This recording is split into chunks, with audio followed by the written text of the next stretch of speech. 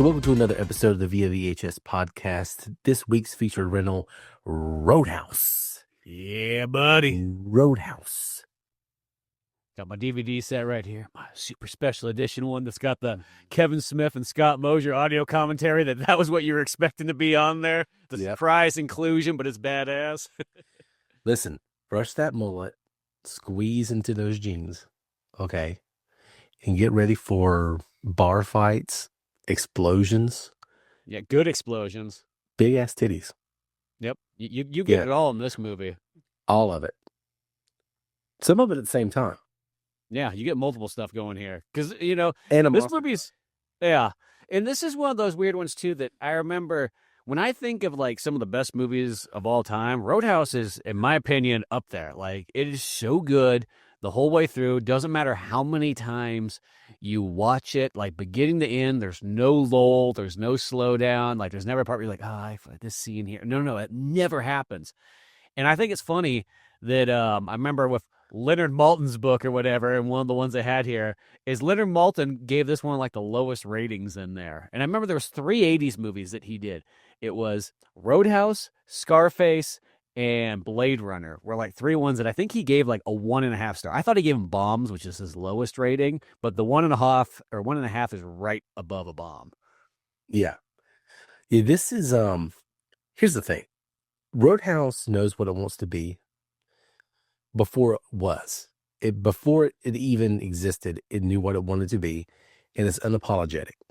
It's not trying to make Leonard Maltin happy. Okay.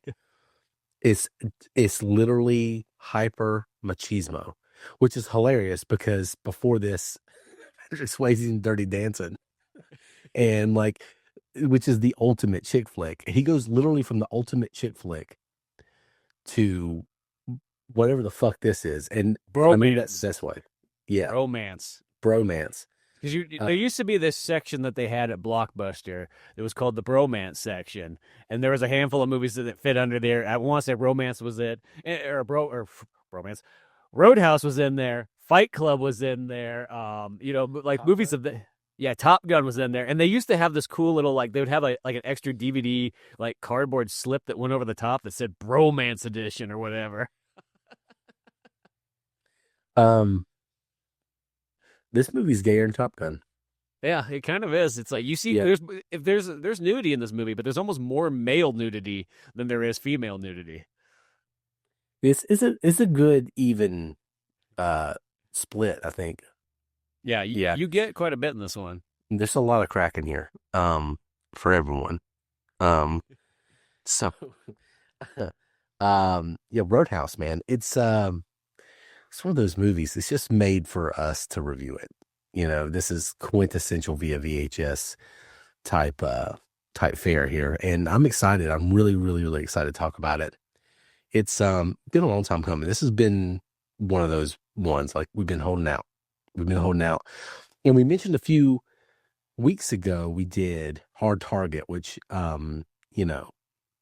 mullets and explosions and we said, hey, there's a guy in Oklahoma. He lives in the trailer.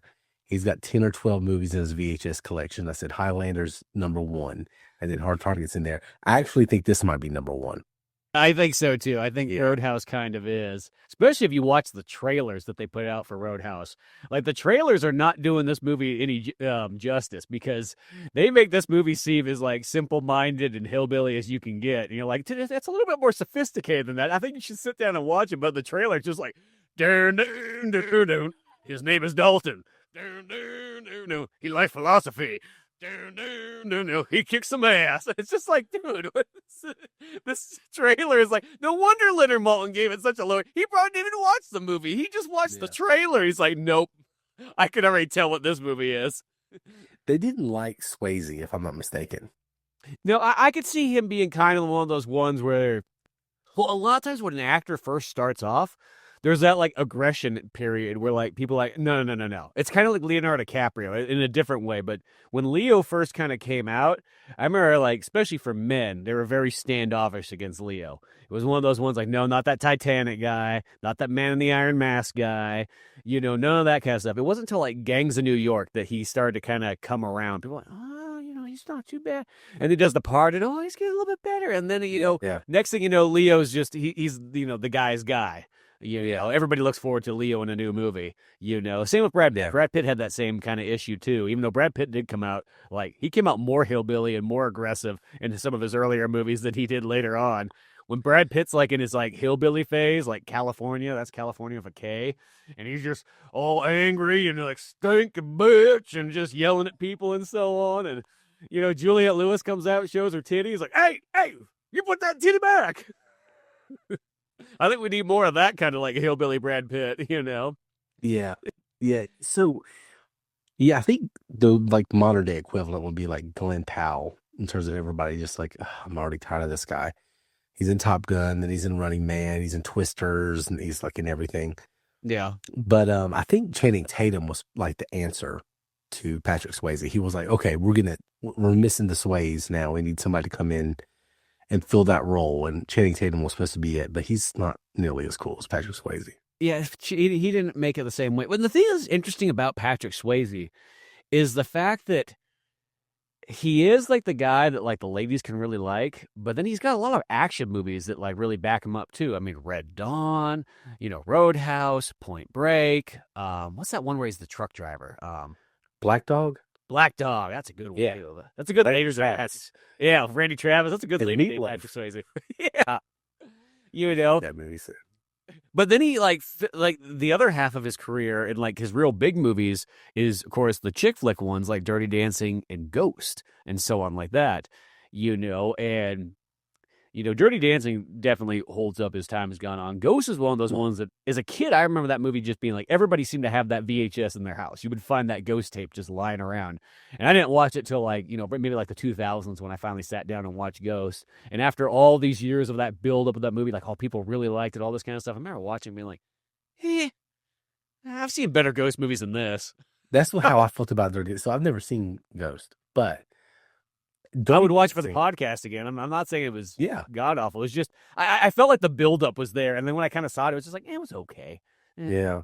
To me, more she wants Patrick Swayze. I mean, yeah, if I lost Patrick Swayze too, I would want him back. I get it. Guess.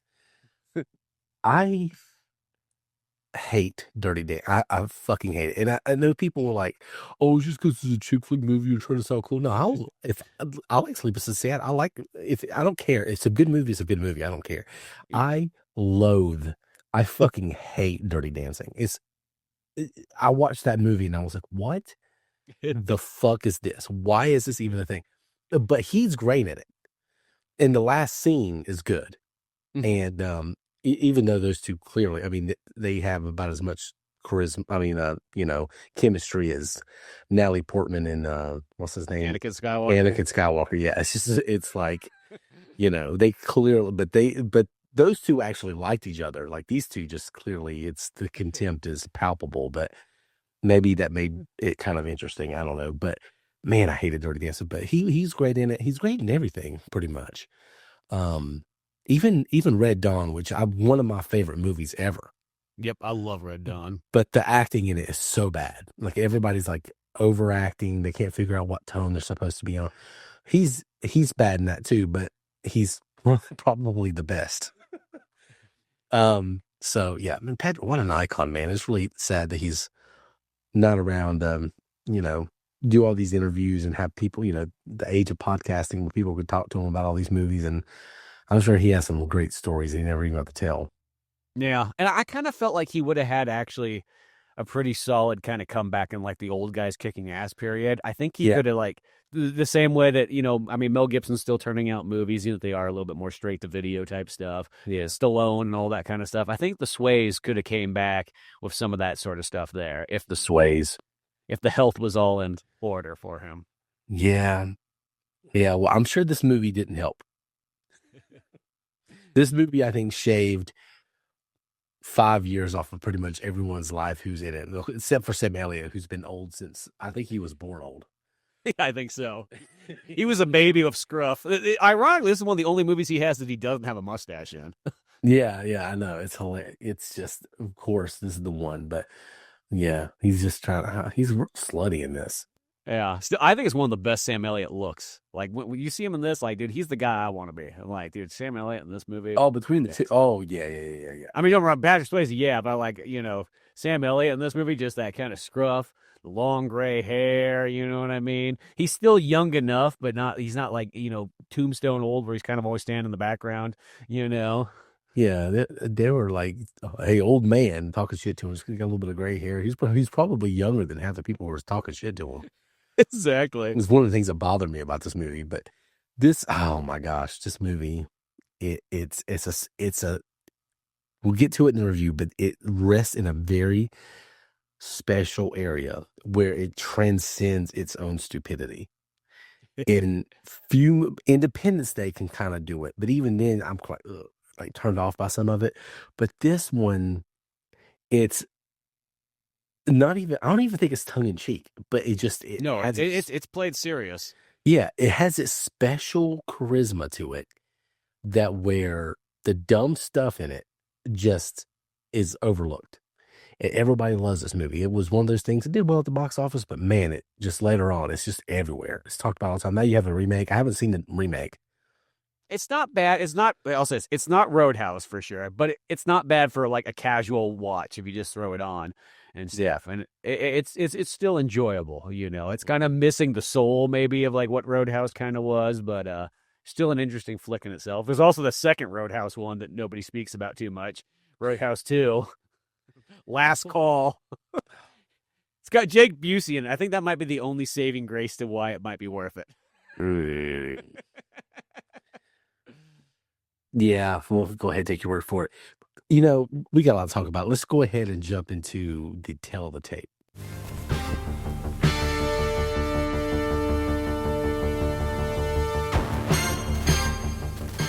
So, tale of the tape, we go back to the week the movie's released, and we talk about the culture surrounding the movie, the box office, and all kinds of fun stuff. We're transporting you back in time, and this time we're going to May 19th? Yeah, May 19th, yeah. 1989. 1989. And that's kind of where we're living in this. 1989, pretty solid movie year overall. You got Indiana Jones, you got Batman still to come out. I think there's a Lethal Weapon movie somewhere in there. So fun year. Yeah, no, you got some good stuff. I mean, beyond that, you even got Field of Dreams is kind of going big. Yeah. You got some good Pet Cemetery. Yeah. Yeah. Yeah, it's a fun little year. So, yeah, May 19th, 1989, produced by Joel Silver, which automatically makes this, you're like, okay. You know you're in for a good time. That's all. Yeah, that's the only name you need to see. The note that like it's good to be good. Yeah, yeah. That I saw that name, and then I saw Dean Cundy, director. So it's like, okay, so we've got some. We're all, you got one of the best cinematographers on this thing here. The guy that shot like everything practically. Yeah. He's so yeah. You have a really good cinematographer. You have a great producer. Who's this director? Rowdy Harrington. I don't know anything else about him except for this. Yeah, the only other thing that dude did was there's a movie, I just remember because I had it on VHS. He did the other Gladiator movie, the one that nearly is talked about, the Cuba Gooding Jr. one. Yeah. Because I remember I had that VHS, like I still have it probably upstairs somewhere, but like it was that one that like it just felt like it was misleading after like the Russell Crowe one kind of came out. Now I'm picturing Cuba Gooding Jr. in that version of Gladiator. And like the crowd's like cheering. He's like, show me the money. Show me the money. Like, shut the fuck up. Oh my God, that would be terrible. Yeah. So not much going on from him, but you have pretty good cast. Patrick Swayze, Kelly Lynch, Sam Elliott, Ben, whatever his name is. Only thing I've ever really seen him in, I think, as well. Oh, Ben Gazzara? Yeah.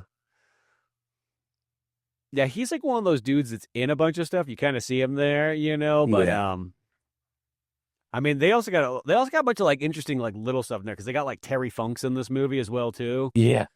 Of course you get Jeff Healey as like the blind bluesman who actually, is blind in real life and everything. Yeah. And then you got Red West who, owns like the hardware store. Well, that's like one of Elvis Presley's best friends. Oh, okay.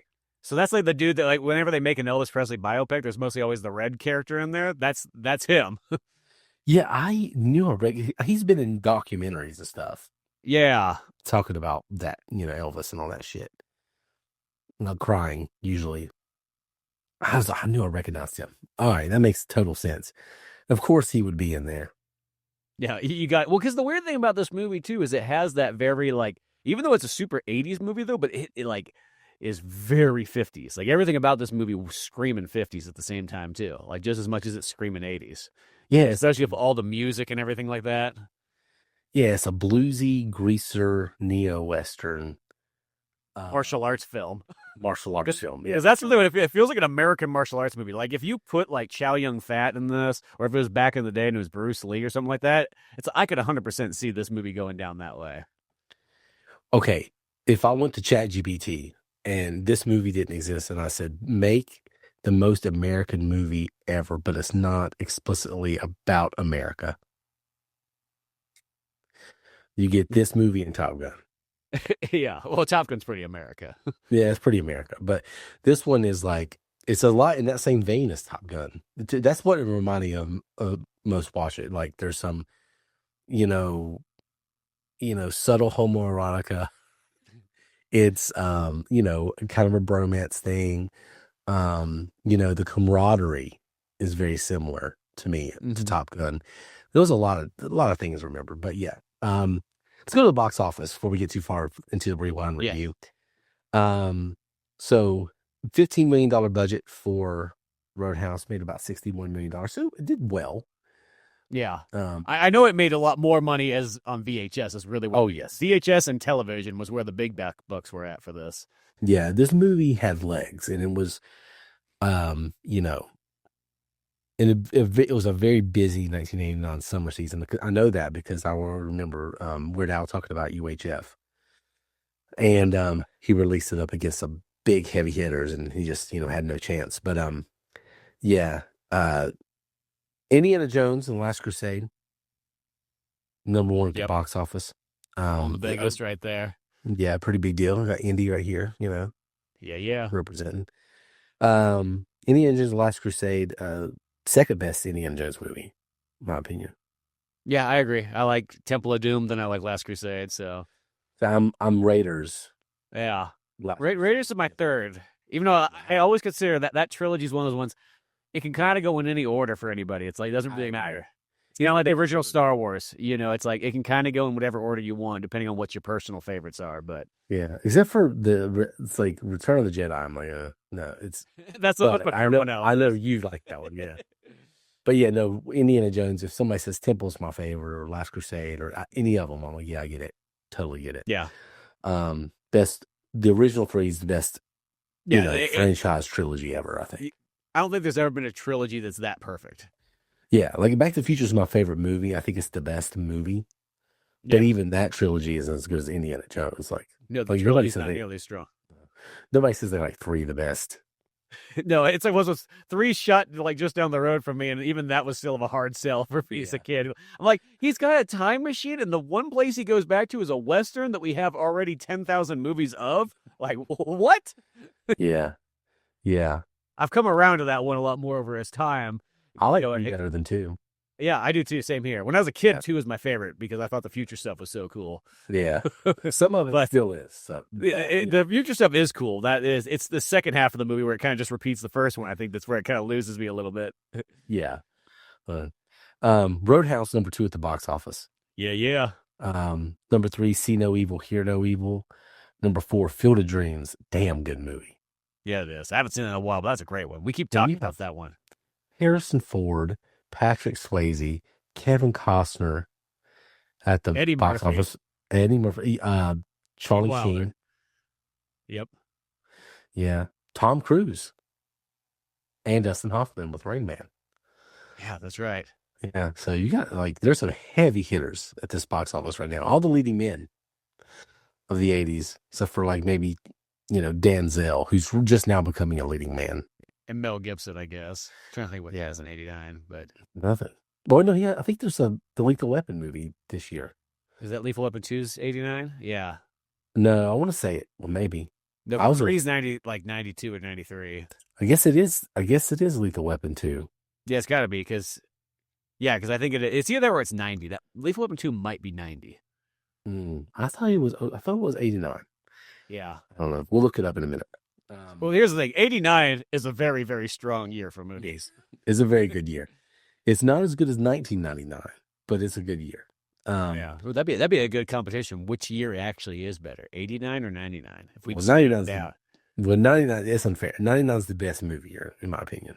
Do you think it's really the best movie year? Yeah, I mean, there's some good stuff. There's some real bangers in that year. I know that for sure. But it's the deepest. It's 99 and 84 are 1 and 2, in my opinion. Okay.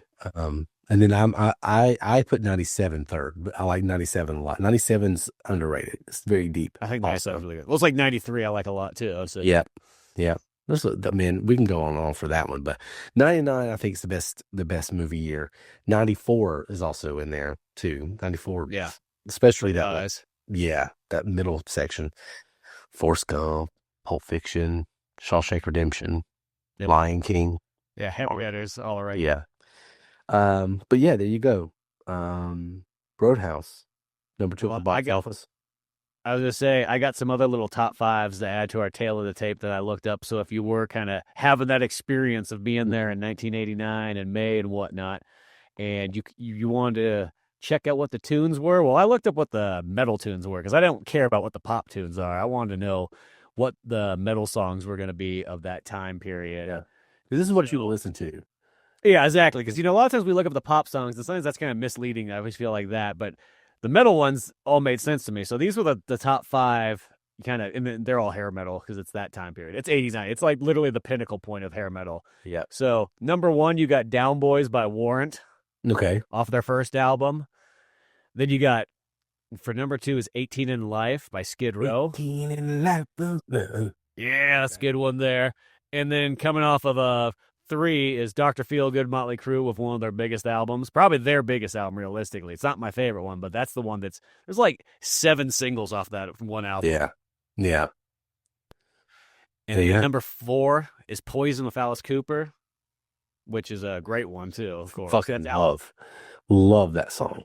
Yeah, it's Alice Cooper coming back at it hard. And then number 5 is, once again, Skid Row's got 2 songs on their Youth Gone Wild. So they were coming hot and heavy right off of that. Coming Hot and Heavy sounds like the name of a hair metal song, actually. It really does. You know what I mean? Yeah, it really, really does. Yeah, I mean, maybe I should have AI make that song, actually. And then really quickly, I was going to throw this one at you, too, is like, okay, so you're at the movie theaters and you go in the arcade. Well, here's like one of the top 5 arcade games of 89 that might be appearing in your local movie theater arcade. So number 1, you got Double Dragon. Yeah. Number 2, you got Final Fight. So you got 2 fighting or beat 'em up games right there in a row. Number 3, you got Strider, which was Capcom's Ninja one. And then there was 4 was Chase HQ, which was another one of those cool kind of racing games. And then number 5 was Operation Thunderbolt, which was, I believe, like a sequel to Operation Wolf or whatever, but they were kind of those early days, like light gun kind of shooter games. Okay. I didn't know if that was, I was trying to think of what that was, if that was one of those helicopter games. Oh, yeah. No, these are those ones where they had, like, they're not necessarily light guns. It's more like the gun's attached, and then it kind of moves around like a mouse almost icon on the screen, and you just blast things and so on. Kind of like what Revolution X of Aerosmith's game was and the Terminator 2 one. It's in that kind of style. Yeah, I had a chance to get right before I moved a few years ago, I went to the dump to drop stuff off in like my apartment complex. And there was a Terminator 2 cabinet and a Die Hard cabinet. Oh my gosh. Just sitting there. Yeah, just sitting there at the dump. And I had nowhere to go. I was moving anyway. Yeah, so you had no space. I had no space. It was literally the worst time to find it. Yeah. And honestly, I don't know if my marriage would survive me taking those anyway. Like, my wife would be like, what? Because I have no idea where they came from. Like, they were just sitting there. Yeah, well, because then you do kind of wonder if they are at the dump, are they like pretty darn broken? You know, I kind of hate to sort of say you're going to take them and just plug them right in, but like, hey, it works. I will say they looked a really good condition. I mean, I hate to, at the same time, the cabinet themselves, even if the parts inside were kind of jacked up, would still be worth something. Oh, yeah. I would just use it for display. I mean, I ain't got Yeah. time to fix that kind of shit up. No, Like, but I mean, if you went to resell it, I feel like they would still like get you something. yeah, yeah. But man, anytime I think of arcade cabinets, I think of damn, I could have. You had The the Die Hard opportunity. one was cool. The Die Hard one was so Such cool. a cool game too. Yeah, damn. I still kick myself over that one. But anyway, there you go. That's your tail of the tape. A lot of good stuff there. We got arcade games. We got metal music, and we got Roadhouse. Yeah, so it's just good times. Yeah, And ironically, Roadhouse, even though it feels like it would have some metal tunes, it doesn't. It's got blues rock. It's got blues rock for days. Blues rock. Surprisingly lacking some Stevie Ray Vaughan, I think this is the year he died. Yeah, maybe that's sort of it. Maybe Jeff Healey. Jeff Healey's like that same age range as like Stevie Ray Vaughan. Maybe he's one of those guys like Stevie Ray Vaughan. That guy can see. Come on, like look at me. Yeah. I've been doing this since I was 3 years old. Look, I play the guitar like it's almost ones. He's like he's playing the guitar like a lap guitar thing. I wonder if there's some point like, dude, you're playing it on your lap. He's like, I thought I was holding it this whole time. Well, I thought he was when I first heard it, it was a slower song. So I thought he was playing. I think we call him a dobro or dobo. Oh yeah. Like the actual like lap guitar thing. Yeah, I thought that's what he was doing at first, and then I looked. I was like, oh no, that's just No, he's just yeah, those ones. Yeah. fucking It's shit. that's a weird way to learn. Like I just like not only am I blind, but then I also learned how to play it like lap guitar style or whatever you want to call it. Yeah, hey, It's like whatever works, man. yeah, he killed it. Yeah, as long as you get straight. Well, there you go. Tell the tape. May 19th, 1989. We just went back in time to visit that. And there you go. So that was our tell the tape. I'll be back in just a moment.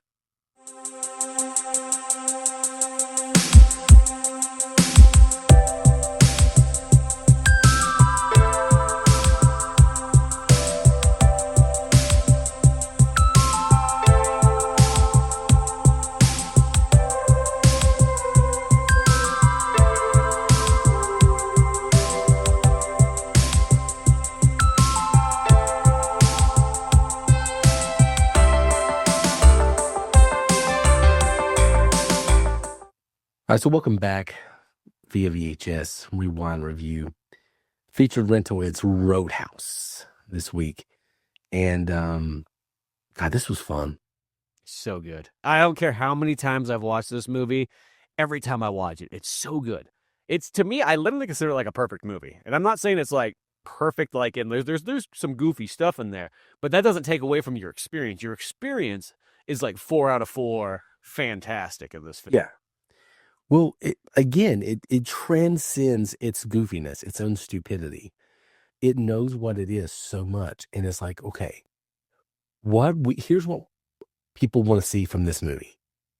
Here's who we're targeting, and we're going to give them all of it. We're not going to hold back anywhere. We're going to give them all the things. So what that creates is, for most people who watch movies just to be entertained, they watch this movie and they're fucking entertained, and they're like, "This is amazing." And if you watch this movie from with a critical mindset, and you're thinking of the craft of making a movie, well, you're gonna hate it.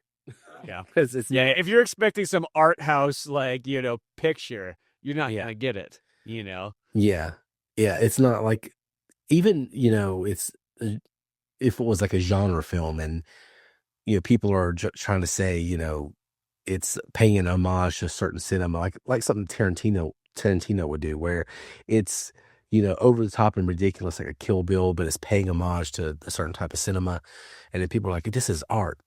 But Roadhouse isn't that. Roadhouse, first of all, I don't even know what you really call this movie. There's a fantasy element, there's a mythic hero element, there's a Western element, which I think is probably the closest. But then it's also a martial arts movie. Yeah, because I always look at it like I look at it like an American martial arts movie. I always feel like that's almost first, Western's kind of second. I know they always gravitate towards Western first on that. And granted, a martial arts movie and a Western movie are generally very similar structures, but that's 100% what it feels like. It feels like I could see this being a Hong Kong movie very easily.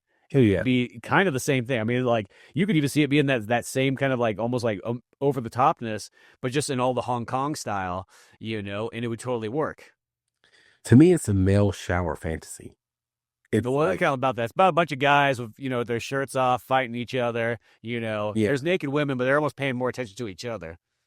yeah. It's what it is you had the competitive dude back in high school, and he was good at football and good at this, maybe good at wrestling, probably wrestling, Definitely wrestling. and just good at a lot of different things. And now you're in this corporate world, you're in like a cubicle, and you're like missing that camaraderie, you're missing like the competition, and so you conjure this thing up in your head where you're like a bouncer and you're getting to fight people all the time, but you're the best bouncer.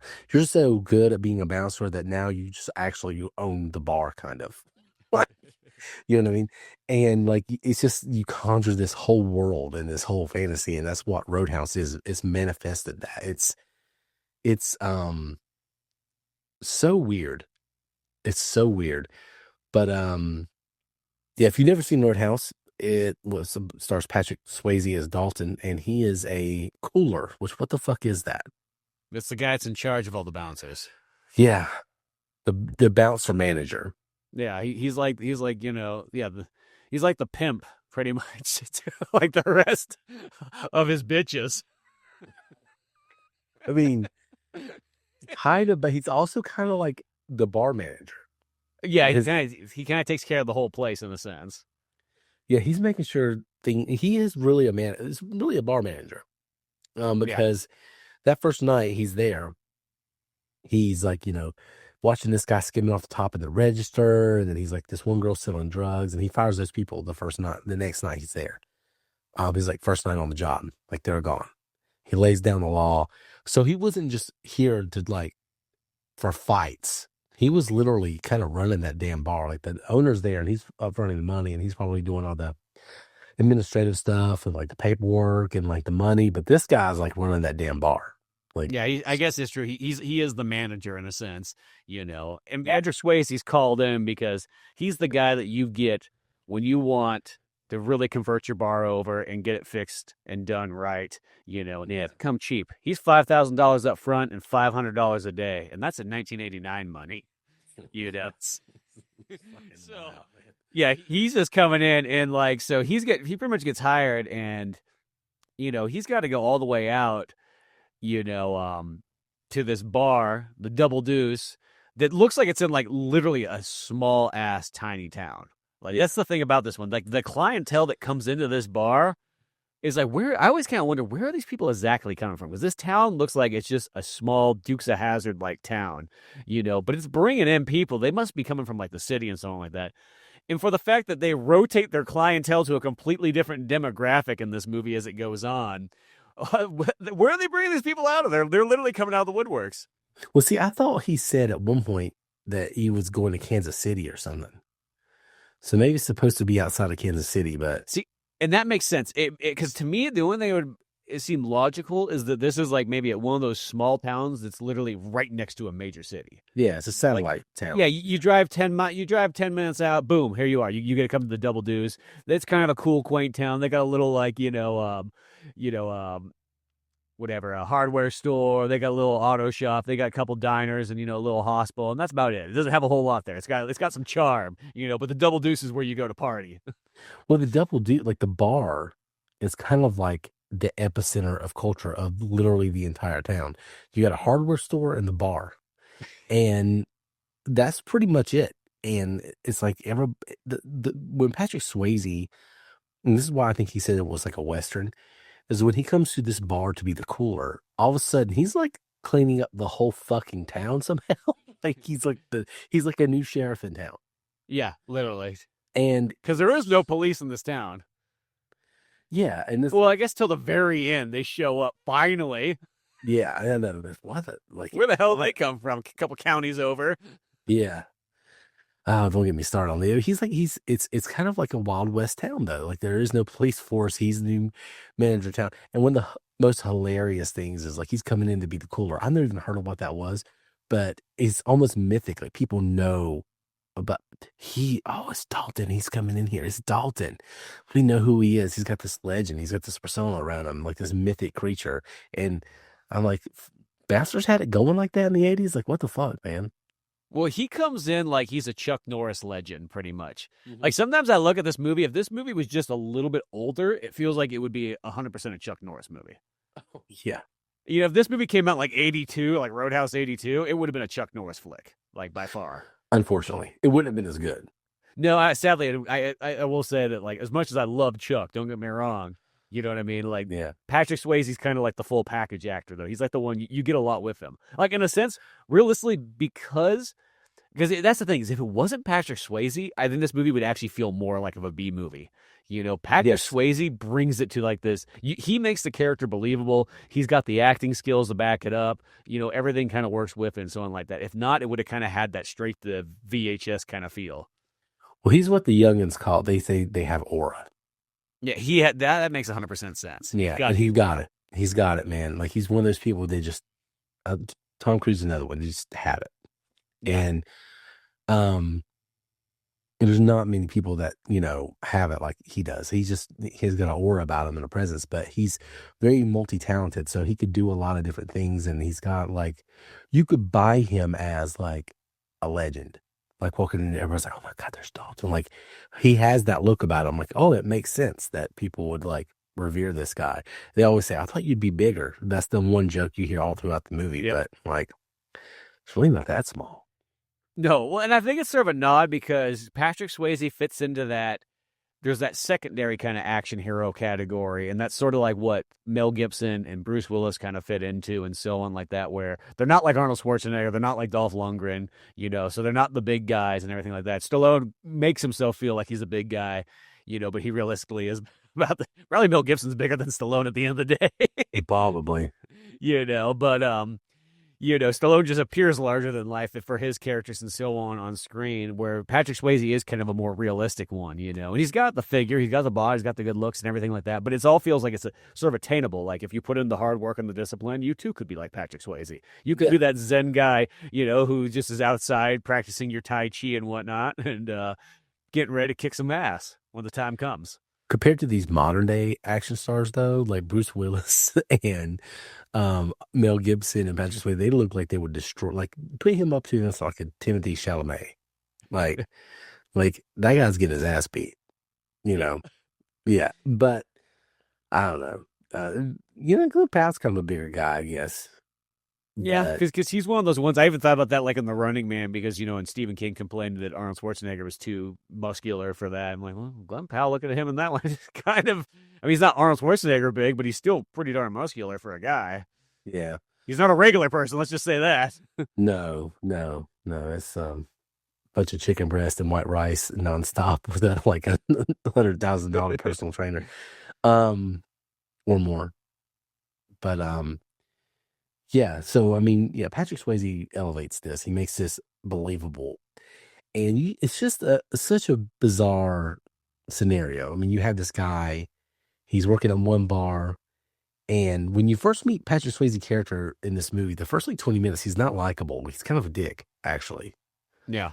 Um, but you grow to like him over time. But they make him so cool. He's got this amazing car, great clothes, amazing mullet. Yeah. He strolls into a new town that looks for an apartment. Like, oh, hey, let me give you the best man apartment ever. It literally like that's the place that's like that's just like it's above this barn. It's this cool woodeny like woodsy kind of area. The guy's like, you don't have TV or telephones. Like you don't need it with a place like this. No. I will sit here and read by the window with my little lamp. Yeah. I mean, it's just, yeah. I mean, it's the coolest place. Like, it's just that's why it's a guy fantasy movie, because a lot of people are like, where would I live if you're a guy? Like, you don't need a big house if it's just you. No, it was if a guy could just live in one open room. You know what I mean? He just has the essentials. Yeah, give me a kitchen and a bed, and that bathroom. bed could be on the floor for all I care. Yeah, exactly. But yeah, he's got this big open window, and he's like, there's a pond out there. There's like fucking horses, and he's like just wake up to the smell of like dew and horse shit, and you're like, yeah, this is fucking Yeah. yeah. Yeah, he's got his climbing rope out there and punching bag and all this stuff. He's got all his training equipment. Yeah, you got this like landlord that's kind of cool. Like you fuck around, talk shit, and Yeah, he's got Old the farmer weight. dude. Yeah, he's like, man, I gotta get out of this town. I'm like, why? Where would you go? Yeah, this is killer, dude. And the rent, I can't remember what that dude says, but that guy says something like, $100. "Yeah, it's $100 a month." He's like, "Yeah," and he's looking at him like, "Man, it's kind of a little bit high. I'm asking a little bit much." It's like, dude, $100 to live there. I mean, granted, we know this is 1989 prices, but even still, you're like, dude, for the fact I just look at how much Dalton's making, like Oh, $500 a day plus that $5,000 initial deposit. yeah. He's got rent paid for the year, like the first 2 weeks he's there. Like, it's Dalton probably doesn't pay taxes. I mean, come on, let's be honest. no, he does a lot of under the table. So everything's under the table, if you know what I mean. Yeah. Um, so yeah, so this big wheeling dealing guy comes down to the bar that Dalton's currently working at, and he breaks up a fight and he's like, hey, come down to my bar, straighten it out. And he gets there and he kind of does straighten it out, and things are going kind of crazy. But then you have Like uh I said, when he first gets to that bar, the Double Deuce, like that one, you go inside there and it's got charm and it's got some look to it, but it is like chaos. It's just you get in there. It's got the chicken wire stuff around the band, which I love how this was a thing. Because I remember even like when Blues Brothers and stuff like that, and all I kind of thought about is like a kid watching this is like they just set that stuff up so that they knew that the people are going to probably throw stuff at the band anyways, and we're just going to say like we don't really want this to happen. We're just going to kind of allow it just because we know it is going to happen. So what's the best way to partially protect our band? Just put this chicken wire around there and just let people just start like chucking glass bottles at them like primates in the zoo. yeah, it's terrifying, especially for the blind guy. Can you like you're just you They don't can't see it coming. it's so terrible. It's so terrible. Um, yeah, the chicken wire thing. I think in Crossroads there was a Yeah, well, scene. so it was. That's the thing is, it wasn't just like a movie thing. It's like this was pretty common all over the place. And it's just amazing that they just sort of allowed this for a good while too, if I had to guess. I remember, my dad used to watch CMT like every Saturday, the country music television. For those of you who don't know, and there was several country music videos that had the chicken wire in there around the Damn. bar. So I was like, even as a kid, I'm like, this is a thing. Like this is terrifying. Like just play in a parking lot or something. Like, yeah, why do people gotta throw beer bottles at the band just like if they don't like the song, or if they do like the song, you don't know what they're throwing it for. It's one of those ones, and there was those guys that like when I took it down, I'm like, okay, we gotta take it down. Okay, Bobby, no more throwing beer bottles anymore. Those days are done. Here, have a plastic cup. That guy was probably so devastated. Be like, this is my identity. This is my identity. Is I'm the guy who gets really hammered or not even hammered, and I throw stuff. Don't you take this away from me. Yeah, we used to be a proper country. We used to go into a bar with those bad music and we could assault the people playing the music.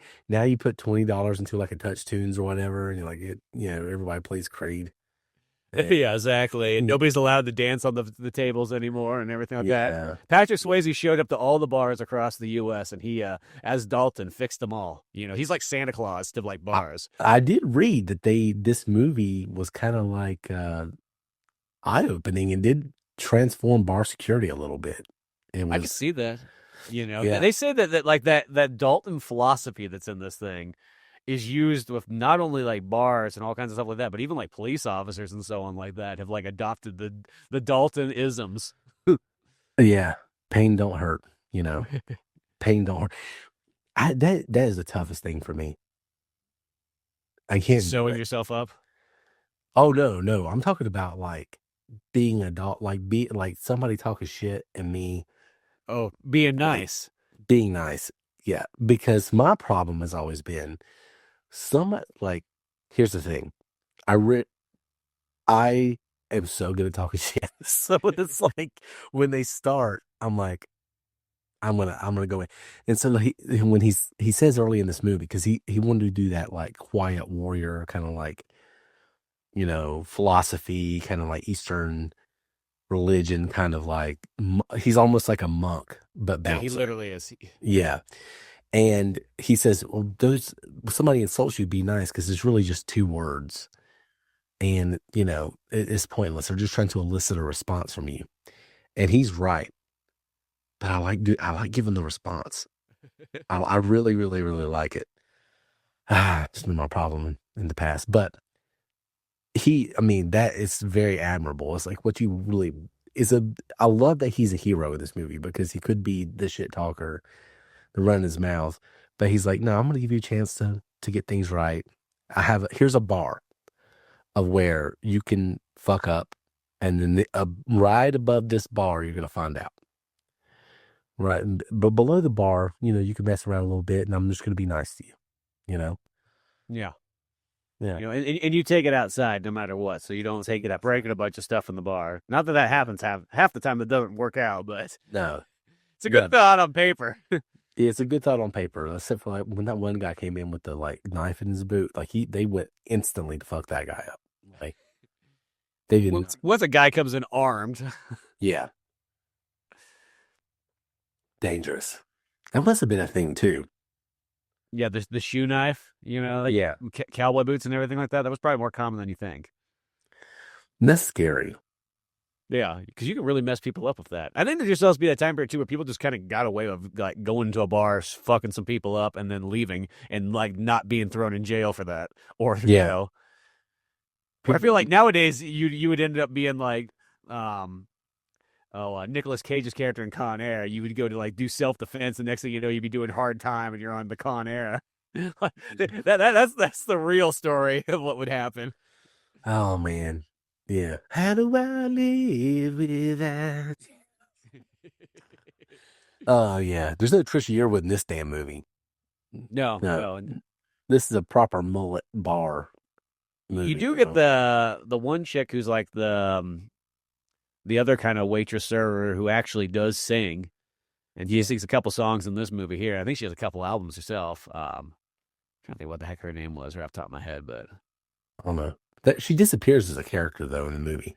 yeah, she's kind of prominent for like the first like third or so, and then she's out of here. Kathleen Wilhoit. Yeah.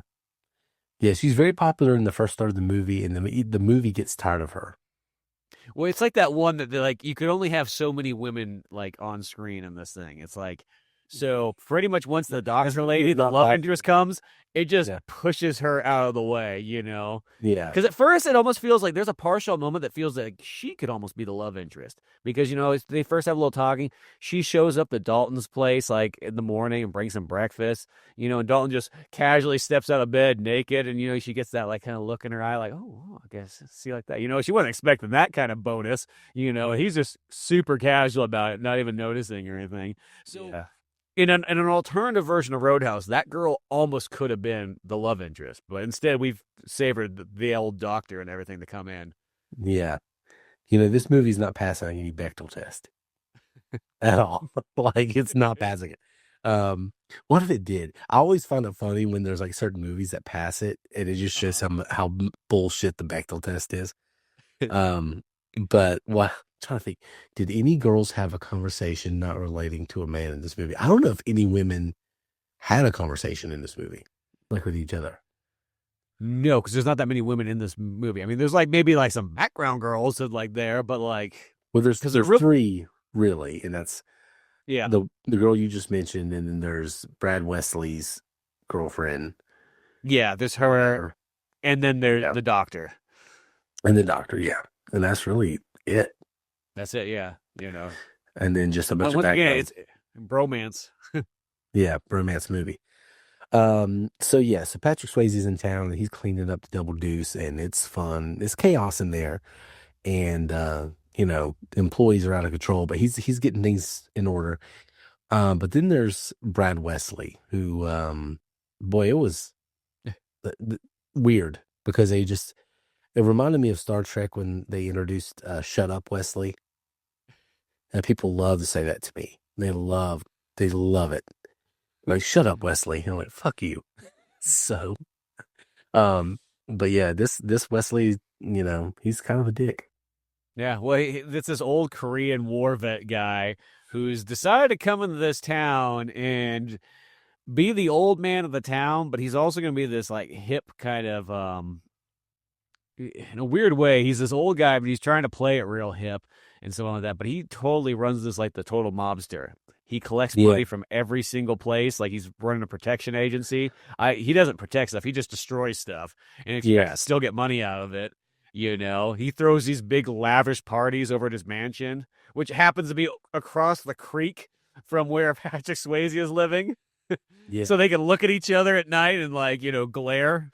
You have angsty looks at each other, like I'm getting my shirt off and I'll still beat your ass. And I'm Brad Wesley and I own this town. And they're just like staring at each other across the pond. Yeah, as he comes out Oh, like in his Hugh Hefner robe, and there's just like naked chicks being chucked in his pool and so on like that.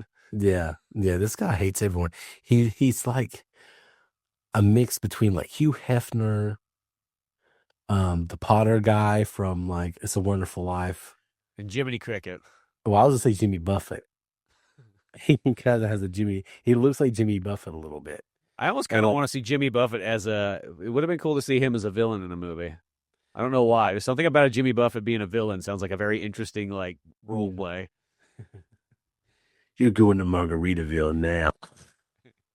Gunshot. Um, I said no salt. Anyway, there is a movie I just saw recently called FM. Never heard of it. Turns out Steely Dan, the song FM, is the Okay. title track for that movie. Huh. I've never seen that one Yeah, either. and Jimmy Buffett's in it. I'm interested. Yeah, yeah. I saw it the other day. I was like, "Ooh, I'm gonna watch this movie." So coming soon to a podcast near you, Yeah. FM. Too bad we couldn't say coming to an FM radio near you. Yeah, there you go. Yeah, I said because I looked something up about Steely Dan. I said the FM song to the movie FM. I'm like, wait a minute, hold on. FM was a movie song? Like what? I love Steely Dan. Yeah. And Jimmy Buffett. So they're both in a movie together. So I'm gonna watch. Yeah, I'm sold. I'm I the heard it's terrible though. that doesn't matter. Yeah, I agreed. We've watched work We watched that Joan Jett one where Joan Jett was the shittiest person. like in the world, and they sounded like, oh man. What makes it worse is that she's across from Michael J. Fox, who you just automatically love. Yeah, And no you're matter like, what. he's getting shit on so bad, and you're like, Joan Jett's shitting on Michael J. Fuck Joan. You know what? I don't even love rock and roll anymore. I don't even love it. You found a way for to make me not like rock. Yeah, just good Lord. What was that movie? Light of Day? Yeah, Light of Day. Was that what it's called? Don't watch it. Yeah, it sounded great. The premise sounded great. Joan Jett, Michael J. Fox, they're playing a rock and roll band, their brother, sister, whatever the hell they were. Yeah, it's terrible. Yeah. There's It's one more. like a downer movie, but like not in the kind of right kind of downer way you want it. Yeah, no, it was just depressing and boring. It was not fun at all. And then like she's out like doing, like trying to get her music career going. I'm like, don't you know this is Johnny B. Good over here? Don't you know he, the Enchantment Under the Sea dance, what he did? Yeah, exactly. He mentioned rock and roll. Fucking bitch. She did actually. He did. No, yeah. So anyway, don't watch The Light of Day either. So anyway, back to Roadhouse, which is good. Yeah, which has good Um, tunes in it throughout. As this movie progresses, first of all, you're teased the monster truck. Yes. Okay. Bigfoot, a And- real Bigfoot too. Bigfoot Yeah. number 7. Yeah. This is like I meant to bring out the little Bigfoot toy. I have one of the toys over here. Bigfoot toys. But what this movie does is like the first half of it is kind of like Cocktail, where it's like, I'm fixing this bar up, and it's a bar movie. It's if you've worked at a bar or a restaurant, it's kind of interesting because it's like, they're fixing things up and there's some bar fights and stuff, but it's like about, saving a business. But then this movie just goes to another level where it's about saving this town, and avenging all your friends and everything. And it gets dark and violent and sweaty and gay and fun. Yeah, all wrapped together like a big burrito. Yeah.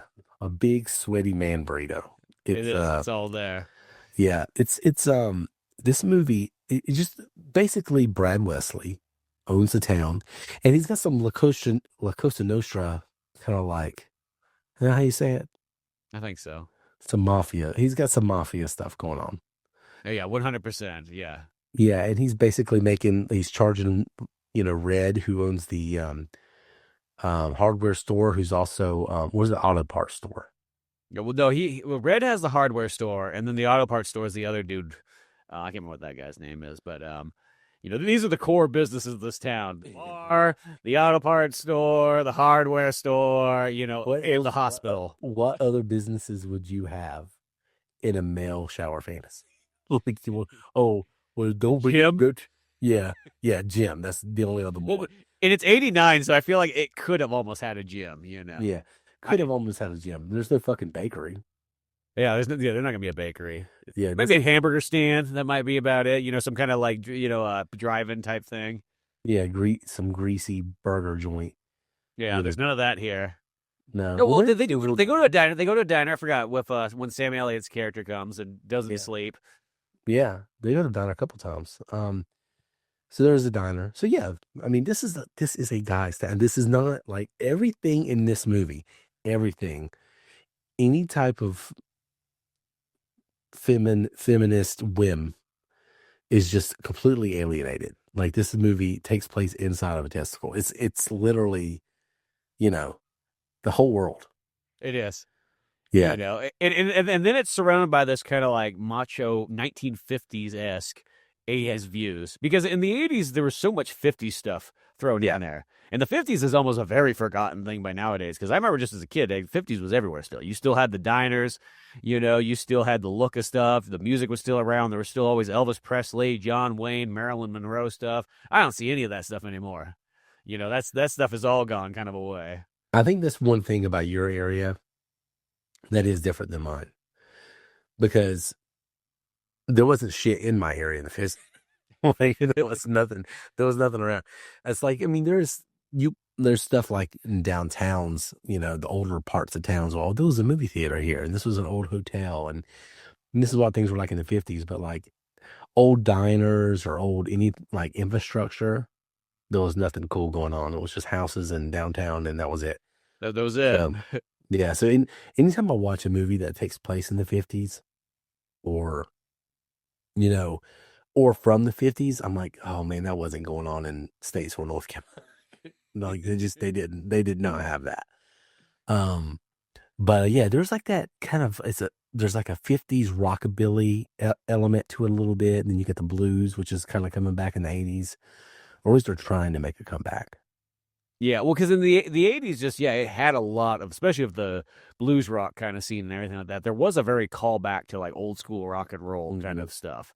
Like it was cool to be into like like 50s and like early 60s music. Like that was kind of the hip thing. Like almost in a sense, the hipster thing of that era was to be into that 50s type stuff. Yeah, yeah, For sure. You see them throughout so many movies in the 80s, like how like common that kind of was and whatnot. How it like in sort of like the 90s and 2000s, the 70s was kind of the hipstery thing to be into. yeah, yeah. Now I think it stayed in the 70s. Yeah, the 70s kind of stayed for a lot longer than you would think. Yeah. Um, but yeah, so it has a rockabilly element. So then it's just the second half of this movie is just all kind of ultra violent. Like I did not know this movie was going to be as like have as many. I thought it was going to be like bar brawls. Yeah. You know what I mean? But no, it's very just very personal, very like serious fighting, like some straight like blood sport kind of shit. Yeah, that's what I mean. I feel like it turns into a straight up martial arts movie. Is what it's Yeah, really going to. It's an American martial arts movie, you know, yeah, and kind of predating a lot of the other like popular ones. I mean, I guess it's 89, so you still would have a Steven Seagal and you would have Jean-Claude Van Damme ones kind of coming out around this time period, but it's really owning up to a lot of that stuff. Where Lethal Weapon kind of has like a very like light martial artsness to it because Mel Gibson's character knows some like karate and judo and so on like that. This one here, it's like, well, Patrick Swayze is a full on martial artist. oh yeah, Part of his like his whole discipline and everything like that, and he's got this Zen mentality, and he like literally studied like psychology and so on like that, or not psychology. He studied philosophy, and everything like that. So yeah, so he's got this like high education and so on too, but like it's education just on like for himself, not for anything else. yeah. But then that's also like part of the like I'm a bouncer, but I'm like smart though. Like I'm in the philosophy and I'm like Eastern religion and I'm above all that shit. But I'm like also just want to live a simple life and kick people out of bars and get in fights because I'm dangerous. but I'm also like the highest paid guy, other Yeah. than maybe Sam Elliott, who Yeah. is technically the best. Yeah, technically the best. Old Sam Elliott. Well, if he would have survived if he had the mustache. Yeah, maybe that's what it was. The mustache is what protects him. Yeah, I think so. I He's think missing that shield. yeah. That's okay. I brought the mustache to this podcast just yeah, that he could have a little bit of that, Yeah, I should have done that. keeping But it going for him. yeah, get like a real thick black one in there. That sounds bad. So That's actually something that's kind of missing from this movie. You got Keith David in it, of course, but he has no lines. where was he at? I looked for him. He's literally like, okay, once like Patrick Swayze fires like half the employees and stuff like that, Keith David is one of the new bartenders that's there, but I don't think he has a single line. He's just like in the background. You just see him standing there and so on.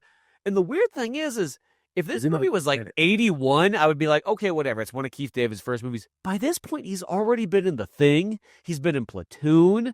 He's been in It is the next year. yeah, They Live is no, They Live is 89 as well too, but by the time it maybe came out, might have been post Roadhouse or something like that. But still, he's already been in a bunch of stuff, like big things, and it's like, So he was cut. He was cut from the movie. yeah, maybe that's what it was. Is It had to be, maybe because I mean he's in the opening credits.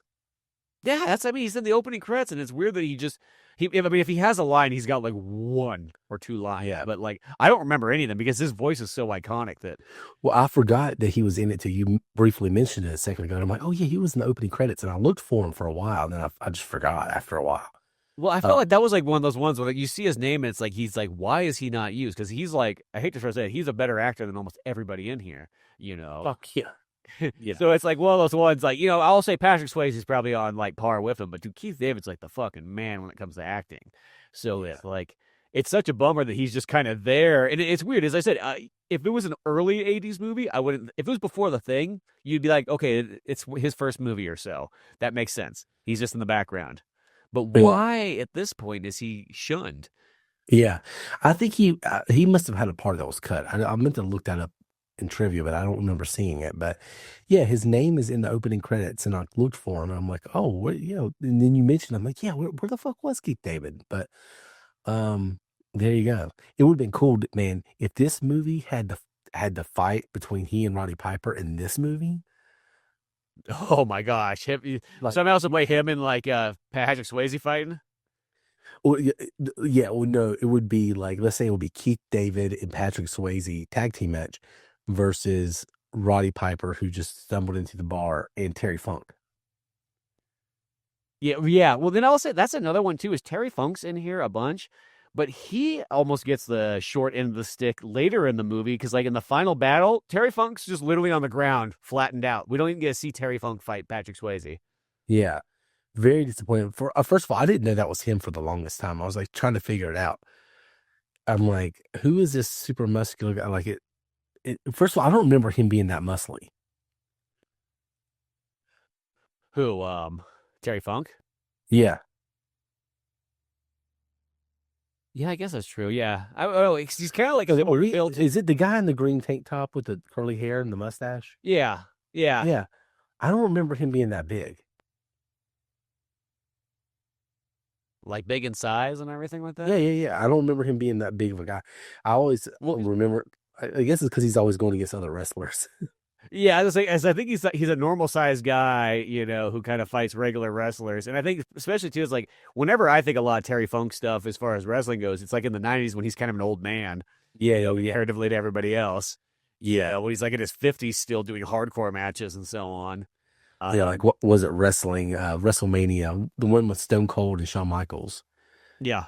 It's the only time my dad watched a wrestling thing with me. And he goes, Terry Funk?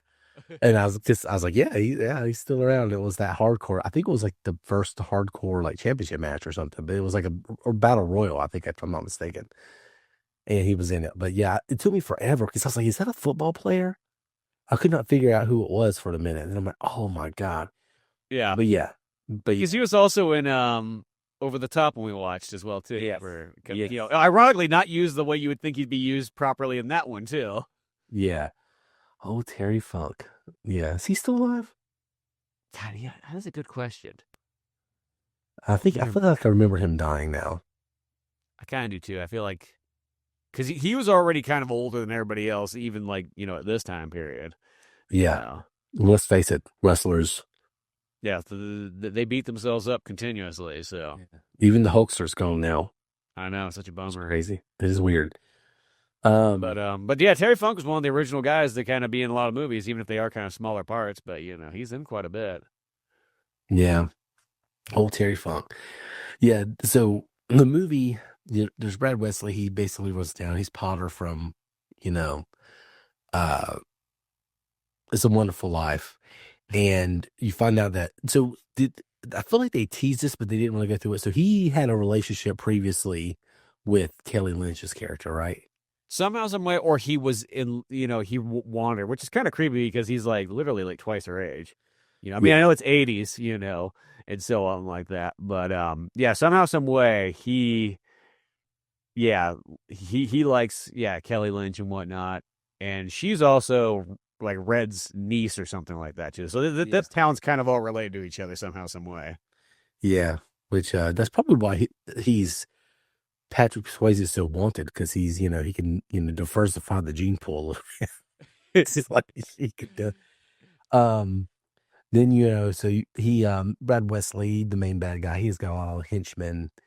Well, Terry Funk ends up over there after he gets fired from Double Deuce. And then you got the main, like, other karate guy, the one that Patrick Swayze has, this beef with. He kind of has this, like, George Michael look going on a little bit.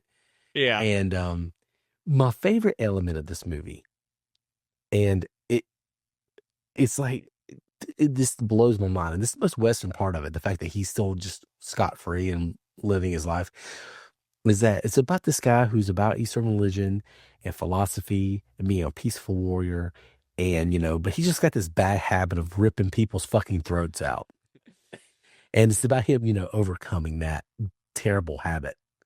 Well, it's like that thing he was taught these like martial arts moves where he's never supposed to use them except for in the most dire circumstances, and he's had to use like this 5-finger death punch type thing, except for him it's the throat rip of doom. Which is hard as fuck, honestly. It really is. That's like one of those things. I remember the first time I saw this movie, I'm like, dude, that is fucking ballsy and badass. Like, I almost did not expect that in an American movie from this time period. Yeah. It was one of those ones like it was like, oh, because you could have done so many things, and the fact that he just goes and rips the dude's throat out and it shows it and everything too. I think that was the thing that I just loved so much. This movie did not cut away or hold back or any of that kind of stuff. Yeah, no, he just rips this guy's throat completely out. It's just crazy. And he had already done it once back in Memphis. This is banging this dude's wife, but he didn't know she was married, and the guy gets mad and he rips his throat out. And then he's like kind of on the run a little bit, and Sam Elliott's like, don't think about the pay. You didn't know that girl was married, and you had to rip his throat out because, you're the hero. And they're like, yeah. Yeah, it's the Sam Elliott logic right there. Yeah. Know what I mean? Yeah. I would do Yeah. the same thing and bang the wife. The dude abides. Well, so yeah, so Patrick Swayze just has this bad habit of ripping people's fucking throats out. But then so he gets into the fight with like the main henchman, and it's a good fight, really good because it goes back and forth. Patrick Swayze, Great location right there on the beach on that little like river thing. yeah, river lake. We can't decide what kind of body of water this is. It really is unclear. It really could is be a clear. moat around the Wesley's house. That's It could be, but it's like we need like in the poll, like just let us know. I'm gonna put a poll up. What is that? Like, I mean, if it's a river, it's a pretty good sized river, but it's not very raging. No, but it does look. Looks like a river, but also it's like maybe it's a big pond. Yeah, it kind of looks like that too. Or it could be a moat. Option C is it's a moat around Wesley's. Oh, well, I think that's our headcanon. I think we want it to be a moat because if you can afford a monster truck, if you can afford literally Bigfoot, you can afford a moat. Yeah, and you could just legally drive that around town. Yeah, what the fuck is that, by the way? You just drive, and also, how do you just like? There is no law presence. This literally is the Wild West. There's no law presence in this. No. They blow up the fucking hardware store. Nothing happens. Okay, he drives a goddamn monster truck to a Ford dealership. The most expensive part of the movie. Literally. Yeah, yeah. Destroys all these cars because that guy wasn't, being loyal anymore. And the whole town's there watching it. It's not like, do you think Brad Wesley did this? Like, no, he clearly fucking did. Like, first of all, who else has a giant goddamn monster truck? Like, you know, so there's no if, ands, or buts about who it is. And then at the very end of the movie, when Brad Wesley gets fucked up, the law enforcement wants to show up and pretend like there's rules for 5 minutes. Like, and they're like, oh, did you see anything? They're like, oh, God damn it, they didn't see shit. What can we do? That's for parents. Apparently, that actually happened once in some town. I'm almost saying like Missouri or something like that. That like literally like a guy that everybody fucking hated that was really running the town with an iron fist. Literally, the police showed up and the dude was just like massacred, and nobody said that they didn't. Oh, I didn't see anything, and so that came from a real story, and they just kind of wrote that into the script. I love it. Well, this movie takes place in Missouri, even though it's all shot in Oh, California. is that where it takes place? Okay. Well, I knew it. I knew it was kind of shot all. Well, I think it's shot in like a couple places, California, a couple other weird locations. Yeah, But I think a lot of Santa Clarita and so on like that. So because you notice that they say they're in Missouri or outside of Kansas City, which makes sense, Kansas City, Missouri. But they say they're in Missouri, and also there's like fucking mountains back there. It's like I think the Ozarks go up that far. So, yeah. Well, that yeah. makes sense. Maybe that's where these clientele is coming from, is Kansas City. Then, Yeah. because that's always part was weird. Because the other thing too is like, okay, you have the Double Deuce, and it starts off as one type of bar that is actually really popular, though it is very rambunctious, but it's still probably making quite a bit of money at the end of the day, and then it completely converts over to almost kind of like a yuppie bar. It literally looks like it kind of goes partially corporate in a sense. So It does. for a fact it's lost like 90% of its clientele. I cannot imagine like any of those people from the beginning of the movie could be like, wow, I'm glad they finally cleaned up the place, because that never happens. Like when a bar shifts over like that, no, you have to get a brand new audience, and you've lost everybody pretty much. Do you have the restaurant chain Texas Roadhouse out there? Yes, we do. That's what the fucking thing turned into. It went from this hole in the wall, like all the like depraved, felons, Got some ex-convicts. charm, like Yeah. it's unique. Yeah, you could lose an eye in there. Like that's what it is at first, and then like they're all in the fucking red. They're all like wearing the same outfit. It's a real legit, bar. But I mean, it's hopping. It's doing Yeah. well. It's still hot, But but it's got the neon in there. It's almost getting 2 steps away from being cocktail. yeah, it's flirting with cocktail. It really, really is. It's but yeah, but they still want to treat it like it's a little hole in the wall, and people want to come in there and have fights and all that stuff. And yeah, It's just weird. I feel like they probably lost all their blue collar people. Whoever works on like the farms and whatever the heck else is the businesses in this town, I don't feel like it's really showing up at this bar anymore. I bet you it costs more now. I bet you the drinks are twice the price. yeah, especially since Brad Wesley's making the supply chain slow down. Oh yeah, because he owns the alcohol supply chain too. Like if he didn't own everything, Yeah, he is literally like a boss hog here in this town. But like if Boss Hog had an even more iron fist to the town. oh yeah. Well, it reminds me of the town I grew up in, Troutman. There was a guy. Now, I only met him once or twice, and he seemed pretty nice. So he wasn't like evil, like, so I'm not, but there was a guy who owned literally everything in the little town I grew up in Troutman. Like he owned like I mean, I know he owned the video store, and he was friends Yeah. with my uncle. And that's where my uncle got all the bootleg tapes from. But his name was Red, and he owned like the whole town. I feel like, back in the day, that probably wouldn't have been as hard as one would think. If you just kind of came in with a little bit more capital than everybody else, and you just started up all the businesses in the town and something like that, you could have your hands in quite a bit of stuff. Yeah. They he owned, there was a point in time where that guy and then my grandmother's family kind of owned everything, because my grandmother's family, they weren't super wealthy, but they kept all their money when the crash happened, the bank crash happened. And so they had all the cash, and they were like basically the bank for a while. And so they owned a lot of businesses too. But yeah, it's kind of crazy how that stuff works. But yeah, I was thinking about him when I was watching this movie. I'm like, this is Red. This is Red. First of all, his name was Red Overcash. That's real. Red Overcash. My name Red Overcash. I own Troutman, North Carolina, and don't you come? And I mean, he didn't even sound like that. But You know, if he was a character in a movie, he might. yeah, he would have if he was a character. He owned T-Town Video, Oh, there you go. and he was in a war with Kathy's Video. And Kathy's Video, like he was like, yeah, well, well, you know what? We got PlayStation games now. That's come over here to get a T-Town Video. She's like, yeah, we got a fucking tanning salon. Okay. And PlayStation games. And then she's like, well, we got a special back room for, some of the adults in town if you want to come over here. And she's like, you know what? I'm selling fucking ice cream now. We have ice cream. Yeah. This really happened in my life. Yeah, see, that's the good thing about good competition, though. That's Yeah. only better for the customers. Yeah, it is better for the customer. So I could literally just go grocery shopping at Kathy's Video. That's almost said. Yeah, not like that communist Blockbuster when that was the only choice you had. You had to be grateful. Yeah. Because that was what Blockbuster became. It became our communist video rental store. The only one left in the entire county.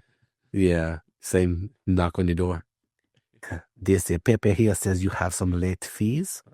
We need to pay those. Well, okay. Off to the gulag with you. Yeah. You know, there was that guy, I have to look it up.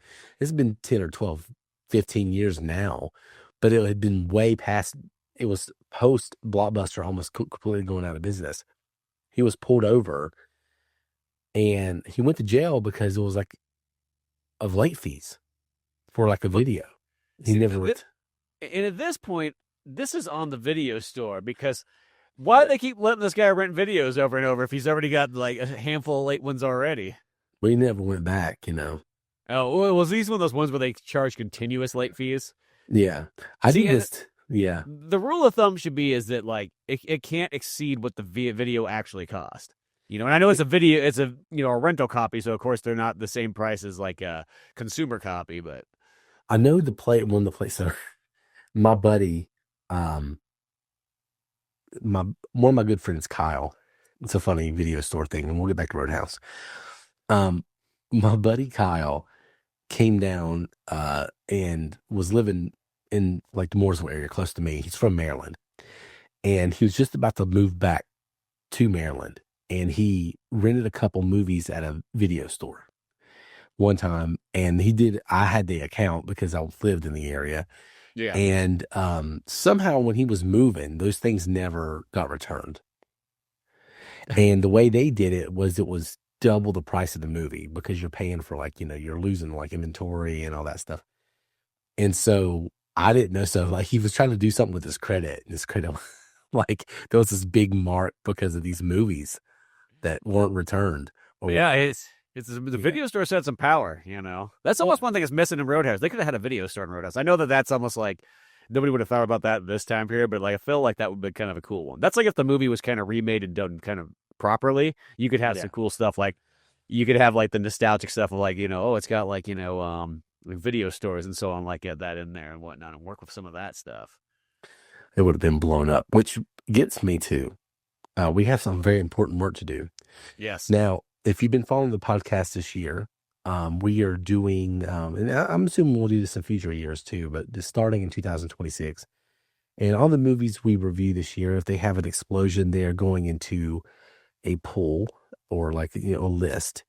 And we're going to list all the explosions. We're going to have an explosion of the year, I guess, towards the end of the year. And all the movies we're reviewed in 2026, we are going to decide which one has the best explosion. Now, a couple things. I think because we're making this up as we go. Yeah. So a couple things. I think you and I agree that if it's not the best explosion of the movie, then there's no point listening to the other ones because they're not going to win anyway. So we have to decide which was the best explosion of Roadhouse. And it's going on the list. So far, we have an explosion in the movie Night of the Comet. Yep. And then there was several really good explosions in Hard Target. Yeah, and I think we went with the house, correct? The house, yeah, the steel, because he had the whiskey steel and the house. That one was really good. Here you have, so the hardware store's blown up. Yeah. And then Patrick Swayze's apartment/house is blown up. Yeah, Emmett's house, I guess. Yeah, Emmett's house. Yeah. Emmett's house. And then there was another really Well, good yeah, one. Patrick Swayze's car comes flying in and blows Yes. up overhead. And now Yeah. that one's a little bit smaller of an explosion, but that car explosion is pretty good. I've been kind of going back and forth. Like Yes. I feel the Emmett House and the Patrick Swayze car one. The hardware store is good too, but I feel those two are the solid entries of like Yeah. It's tough because we're on the yeah same page. I'm having trouble deciding which is the better explosion because the Patrick Swayze's Mercedes. Um, so he sticks a knife in the gas pedal. I guess he jumps out of the car, sends it careening at these the guys. It knife come that killed Sam Elliott. Yeah, the night they killed Sam Elliott. So there's like, this is dramatic. And then he flips the car, explodes in the air. So it's like a missile. It's a Mercedes missile. Yeah, because the guys are shooting at it and it blows up in Yeah, it midair goes up. as it's And kind of corkscrewing through. yeah, corkscrew Mercedes missile. Hard to beat that. But then there's the house when it blows up is during the duel, the fight between Patrick Swayze and George Michael. Yeah. And it blows up there by the pond and it blows up in the background. They're like an epic duel, some Street Fighter shit. So I know because literally that one too, that lights the battle for that main final kung fu battle, I guess you would say. yeah, it provides the lighting. Man, it's really tough. It's really tough. I say, I'm gonna go ahead and we'll just put both of them in there because I don't think we can decide right now. I think we're gonna have to. Yeah, we'll decide later on that. Yeah, Because I think they're they're both both belong. super good. Yeah, I think they both belong in a bracket. I think we'll have to do a bracket vote, and since they're both super good, we'll just put them both in there. Yeah, there we go. I think that's a good way to go about it. Yeah, so we have the corkscrew Mercedes. I mean, literally the championship match of the year could come down to these two explosions just from Roadhouse. Really good. Yeah. Unless we review Cutthroat Island this year. Yeah, Cutthroat Island. I feel that we almost can't do that because it has almost the best explosion of all time. Yeah, I think so too. They blow up an entire ship while jumping off of it. It just looks so cool. Now, there is one movie I know what he talked about doing this year. I'm not going to say what it is, but it has one of the best explosions I've ever seen too.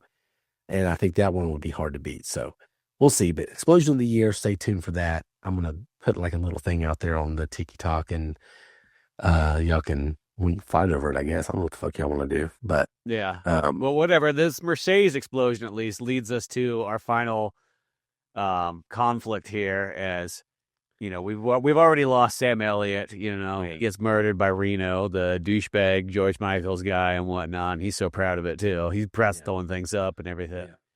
Patrick Swayze takes care of that. The doctor doesn't seem to like that. We haven't really talked a whole lot about the doctor. Our one main female protagonist, our heartthrob of the movie. Kind of offers a little bit of. I guess she kind of grounds some of this stuff. She kind of tries to ground some of this without being like too womanly and like being like bitchy or annoying. She tried to, because they could have gone that way, because there's so much macho-ness going on in this film. Just like dudes walking around naked, fighting each other and so on like that, throwing beer bottles, blowing shit up, driving monster trucks. And she's kind of like one like, yo, you shouldn't have ripped that dude's throat out. Be like, dude, this guy blew up Emmett's house. You know what I mean? I just saved him out of here, and he was going to pull a gun on me. What did you want me to do? If it wasn't for Kelly Lynch, I'd still be ripping guys' throats out, bouncing the bars, She grounded me. She's like the wind.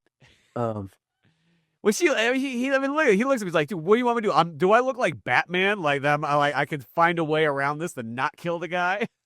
I'm sorry, but if you rip two people's throats out, I think you're the problem. Like, I'm just gonna say, I think, yeah, maybe I know it's a situational thing. I know that but maybe you're the reason you're in the situation. Yeah, I mean, the chances. Have you ripped the guy's throat out before? Oh no, I haven't either. Yeah, but maybe it's one of those ones like, what does Kelly want? Is she like want him to just like rip his nuts off or something like that? Like rip his heart out? Like he's gonna rip something out. Okay, but I'm surprised this movie didn't go there. Honestly, it's the way his nuts off. Yeah, exactly. That would have been a good way to end it with Brad Wesley. That would have been a great ending to this movie. And he knocks it on the wall beside the polar bear. Yeah, exactly. I will say that with the the ending knife that killed Sam Elliott. because just bounce it. And then like it focuses on that, and you just see like Dalton kind of walk on out, and he's out of focus, so the balls are really in focus, and it just fades off. Who do you attach it to? Like the trailer hitch of like one of other people's truck, the Bigfoot, the giant truck. Yeah. You So it's got balls. yeah. Oh man. Yeah. No, but so yeah, so there's the flaming Mercedes missile Yeah, that goes in, and then Patrick Swayze's all a ninja all of a sudden, like he sneaks into the house and there's dead bodies everywhere. He's just yeah. like, He takes out fucking Terry Funk, which that's the biggest one. He's Terry Funk's just like laying there on the ground. You're like, dude, what happened? And, like that should have been a fight we could have had. We could have had a fight between Terry Funk and Patrick Swayze. Some of the other guys, I don't mind if it's like, okay, whatever. They were kind of quickly taken out. I kind of wish it did show it. For some reason, this scene almost reminds me of like if you took the Beverly Hills Cop final action scene, but just cranked it up a little bit more. yeah. It is a lot like that. He's sneaking in the house and he's taking out like, Brad Wesley's henchmen one by one. And the Terry Funk one is the one that I wish they would have focused on that one more because they had beef from the earlier part of the movie.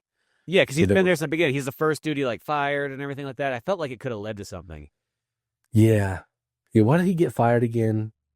I guess trying to think of what because his wasn't nearly as bad as all the other guys. Because some of the other people, like the chick was selling drugs, the one dude was taking cash from the register, the other dude was banging underage girls in the back room on his break. Yeah. Thinking that because he was doing it on his break, it was okay. Yeah. I'm on a break, man.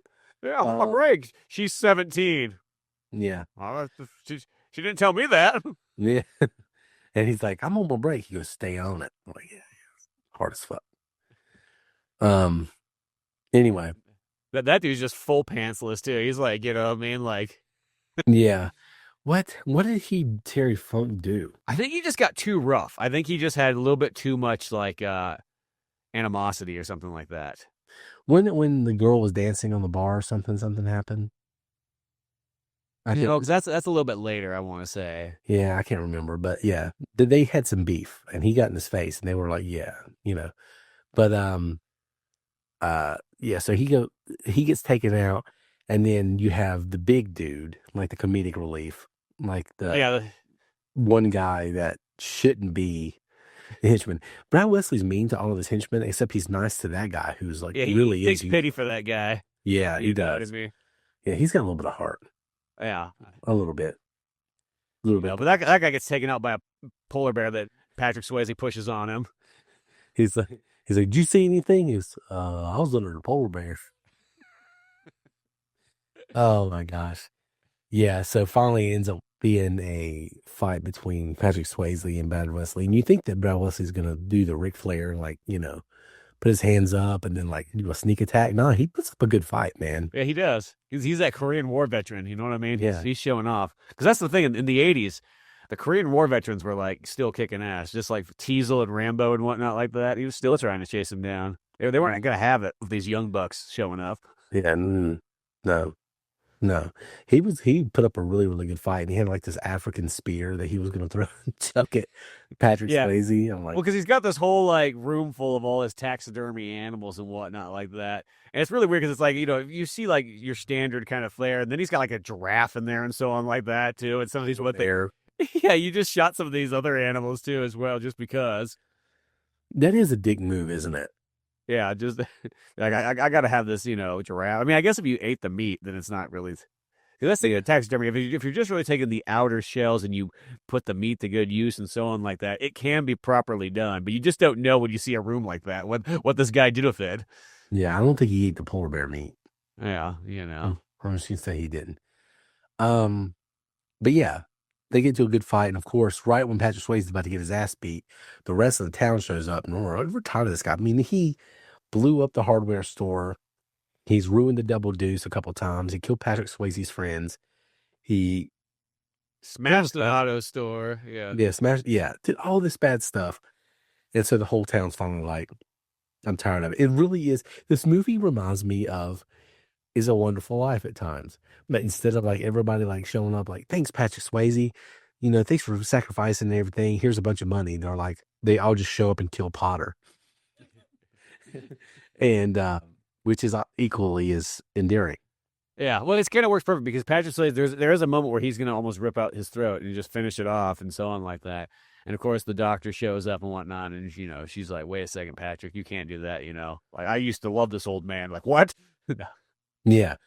Well, okay. This leads me to the one thing I did not like about this movie is that the ending is too abrupt. Like once you're past this part. Yeah, once you're past this part, like I was wanting another 5 or 6 minutes, and like Patrick Swayze's like getting ready to leave out of town. He's like, I'm gonna stay, and that kind of thing, because it's so abrupt. Because the last time you see the doctor, she's mad at Patrick Swayze, like you killed a guy and you ripped his throat out. You're not gonna face any consequences because this is your movie, but you should. And so I'm like, okay, that part, where's that gonna be? Next thing you know, like Brad Wilson's dead, the whole town's happy about it, and they're skinny dipping in the whatever body of water that is. The moat. The moat. Yeah, they're in the moat.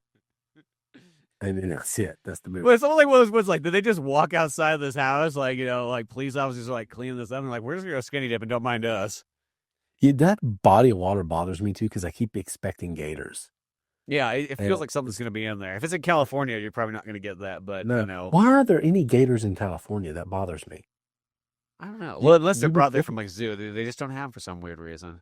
You would think they would be okay there. Yeah. California doesn't have that many deadly animals in a weird way. It's one of those like areas that like the stuff that's deadly is kind of like light comparatively to other things. You got some pretty nasty snakes. I mean, they had grizzly bears back in the day, and of course they got rid of them. But yeah. We North Carolina per capita number one snake bites. Oh yeah. Well, they got rattlesnakes. That's probably the worst. Yeah. That's the only like poisonous snake in California is a rattlesnake. Everything else, copperheads. Yeah. Not good. Yeah, I'm just surprised that there's they found a gator in a pond like about 2 miles from here. Somebody put one. Yeah, they're not native to this part of North Carolina. If you get to the coast, there's a bunch of gators. Like Wilmington area where I lived for a while, there's gators there. But they found one in a pond. Somebody had one in a pond like 2 miles from here. And they took it, brought it somewhere. So I released it in there for some reason. Yeah. But yeah.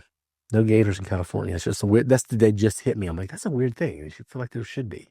Yeah, it feels like you'd have them in like, especially like southern. It was probably because California's more like southern part that like they try to turn it tropical, but it really is more desert. That's what it is. First and foremost, it's California's like a desert. That's like its core thing, and then it has other stuff that forms around it. Yeah, there you go. So anyway, Roadhouse, if you've never seen it, I watched it on Amazon Prime. I think it's going to stay there for a while because Amazon Prime did the remake. Well, because they own it, because they own MGM. Yeah. So. Yeah. So I'm pretty sure you can find this. If you have Amazon Prime, I'm pretty sure you can find this one forever. If not, watch fucking Roadhouse. What are you doing?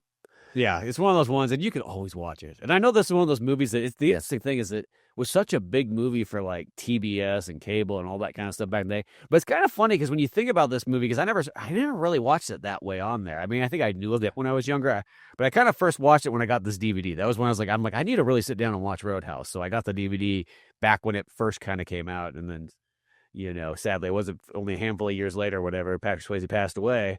But the fact is it's an interesting movie because it's like I feel like a lot would be cut if you watched it on TBS. You wouldn't get the nudity, you wouldn't get extra violence and everything like that. But it still did remarkably well as a TV movie. That's the thing. It's like, but I guess the core stuff's all kind of there. You do feel like you're getting kind of like clipped, but I guess you're not really losing story elements for the most part. No, I mean it is actually a decent story too. I mean it's kind of like highly exaggerated. Like you have this mythological like bar manager, but and people are like, he's the bar manager, the cooler, whatever. Yeah. Dalton. He's Big D. Big D. Dolan Dalton. I was expecting that. So we got Dalton, we got Dolomite. See, we got these like just mythical guys that just like run shop, you know what I mean? Yeah. Yeah, the 3Ds, man. Yeah, it's it was a fun little movie. I mean, if you've never seen Roadhouse, get you some. That's all I gotta say. Get you some freedom. Get you some America. It is odd, and it's one of those things. Yeah, I don't remember it on cable that much either. And I feel like it would have lost kind of its luster a little bit. But Patrick Swayze said in that making of you sent me, one of the first things he says, like, man, like if a cable channel was not doing well in ratings, put Roadhouse on. Yeah, well, that's what it says. Is CMT became one of the ones I think probably in the 2000s became really big with rotating Yes. movie in there a lot. Yes. I actually do remember that. I would say I remember that one for sure. And it's one of those ones I remember kind of running across Roadhouse. I just don't think it took me a while to kind of find a while as in like the early 2000s to finally sit down and watch it, you know. But would you say that this is probably the best Patrick Swayze movie out there? Oh, um, y- as as him as a leading man, yeah. Now I like overall, I like Red Dawn better, Yeah. but I don't consider that a Patrick Swayze movie, even though he plays a big role in it. He's a major character. I mean, you could Yeah. kind of go him or Charlie Sheen's kind of the main character, but Yeah. I mean, he's one of the main characters. It's kind of an ensemble thing where there's not really a main guy. But based on it's better than Dirty Dancing. I haven't seen Ghost. yeah. I think I saw Two The Monk one Fu. that's contender for me, and I'm a little bit more nostalgic for this one, but I kind of still think Roadhouse is the top tier one, but is Point Break. Oh God, why wasn't I thinking about Point Break? Because Point Break for me is like growing up. I love the living daylights out of that movie, and I watched that on so many times. I watched it so much that I took the tape out of my original Point Break one and put it in a different shell because it was having a hard time playing through that. That's how much I watched it. Yeah. But I will say at the end of the day, even though Point Break, I've watched it longer, seen it probably a little bit more and everything like that, I actually might say just like I think Roadhouse is just a tad bit more. I probably like, but no, but I think they're a perfect double feature. Those two movies back to back. I think you're getting the best of Patrick Swayze in like those two. Now I was looking for. I have Roadhouse on VHS. I don't know where it's at. Oh, I think I might it's too. It's up there. It's under Hard Target. Coincidentally. Um, it's yeah. I think I would put this one over Point Break only because I think I like Point Break better too.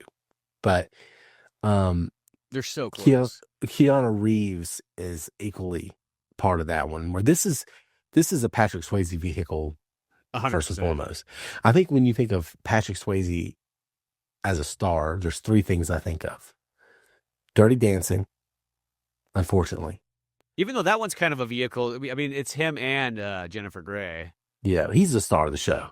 I guess that's why she hated him. Yeah, that's really what it was, because he was prettier than she was, probably. Well, she probably thought the same thing in Red Dawn too. She's like, you know what? We thought we were going to be the sisters of this, and guess what? It was Charlie Sheen and his brother Patrick. Yeah, God. Yeah. I think of Dirty Dancing, I think of Roadhouse, and I think of the Chippendale skit with Chris Farley. Chris Farley. Yeah. Those are the three things I think of when I think of Patrick Swayze. Probably the Chippendale skit first, because that's a classic. That's fucking incredible. It's so good. Yeah. And then of course, I always think of Family Guy or Roadhouse. So, but yeah, I think this is the best role. I love Point Break too. But yeah. I mean, I know he's kind of a bad guy in Point Break in a sense, but yeah. I think this is the main Patrick Swayze movie. Yeah, this is literally his main, grand opus of all kinds of stuff. Yeah. So you think Patrick Swayze, this movie defines everything about him, all of this movie? Which kind of because I'm not thinking about he doesn't have he's got other starring movies, but like if you kind of like take apart like Point Break and Red Dawn and all those ones that kind of are ensembles and so on like that, and you could even say Dirty Dancing, I guess, is kind of in that way too, but beyond that, for as far as action movies go, it's kind of like that was the main thing. It's not like it. They didn't give him a bunch of more like leading role movies like the same way that like Mel Gibson would have got or Bruce Willis would have got. Yeah. Now there is that movie. I've never seen it. I've had it on the list for a really, really long time. And I even considered saying, "Hey, let's do this instead," and then say Roadhouse, but decided not to. But that's Still Dawn. Oh, I have that one. I bought it like when they put out like the nice Blu-ray version of that movie. I was like, I've always wanted to see this movie, so I finally picked it up and got it. It's interesting because that's like Patrick Swayze's Mad Max movie. Yeah. I thought it was actually pretty interesting. I wouldn't say it's not on the same caliber at all, or probably even as close as, of course, Point Break, Red Dawn, Roadhouse. But I still like that one. I thought it was actually kind of neat. Yeah. I've always wanted to see that. I've never seen that movie. I do remember seeing Black Dog, but I can't even remember what happens in it. I remember that one being pretty darn good, though. Yeah, I mean, it's got fucking Randy Travis in it, y'all. Yeah. It was one of those ones I haven't seen in a while, but it was one of those movies I remember when I watched it, I'm like, dude, this is a good movie. Macho Man Randy Travis. Yeah. And Meatloaf. Yeah, and Meatloaf, too. Come on. But if they did a song together, Meatloaf and Randy Travis, holy fucking shit. I love some Randy Travis. Yep. I'm all about 90s country, okay? New country can go somewhere, but 90s country. Yeah, it's a different animal. You know what it was? All the hair metal guys, producers came over. Yeah, and it took over the country stuff. It really did. Like Mutt Lange was married to Shania Twain. Yeah. Yeah. But yeah, that's what happened with 90s country, if y'all didn't know that. Garth Brooks was just a hair metal, but they just changed it up a little bit. Well, one of his favorite bands is Kiss, so it makes sense. Yeah. 90s country, the big stars, I'm not talking about Alan Jackson. I love Alan Jackson, but not the big stars. It was just hair metal. And they twanged it up. You know what I mean? Yeah. But Roadhouse, you know, a nice bluesy, neo-Western, greasy, homosexual. Nah, I joked that. There's really none of that in there. But it feels like it's a bad. It is very bromance. It is literally that movie. Like if you want a guys' night out kind of movie, it's not saying the women might not enjoy it too, of course, because most women I know always seem to really enjoy Roadhouse. But yeah, it still fits in that area. Sam Elliott, I think more. Yeah, there's always that. Once Sam Elliott's involved, it changes everything. Yeah, he's in that Chris Christopherson, kind of realm. But Roadhouse, never seen it. Amazon Prime, go watch it, go rent it, go buy it. Go to the Roadhouse. Go to Double Deuce. Just do it. Yeah. But then if you really feel like it, you have Roadhouse 2 and the Roadhouse remake. Yeah. You can skip those. Yeah. I mean, I want to see the remake. The remake, it's not bad. As I say, it's not like if you didn't see it, you're not really missing out. Conor McGregor is actually pretty interesting in it. I've heard that. He's kind of like a Looney Tunes character in it. That's almost worth it for his performance. I think that's almost the takeaway of that one. His performance is pretty darn interesting. And really, yeah, he kind of really goes to town on that. So it's almost worth it for that. There you go. Well, that's it for our review of Roadhouse. Thanks for listening. As always, you can go to @VIA VHS on social media and yell at us about our explosions of the year or what you think about Roadhouse or our takes on the whole thing. And of course, you can go find Old Man Orange on YouTube and oldmanorange.com and find the comic books and all kinds of great stuff that Spencer does. And of course, the link will be in the description, so you can always find that stuff there. So anyway, any last thoughts before we get out of here? I think that's good. Roadhouse. Thanks for listening. Y'all have a good one. And VIA VHS is out.